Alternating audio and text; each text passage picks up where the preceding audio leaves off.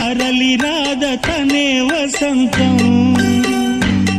తన దరికి రాని వనాల కోసం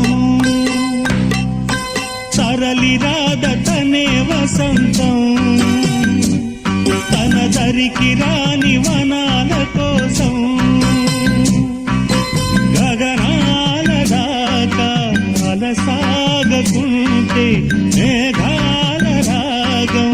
ఇలా చేరుకోదా తరలి రాద తనే వసంతం తన దరికి రాని వనాల కోసం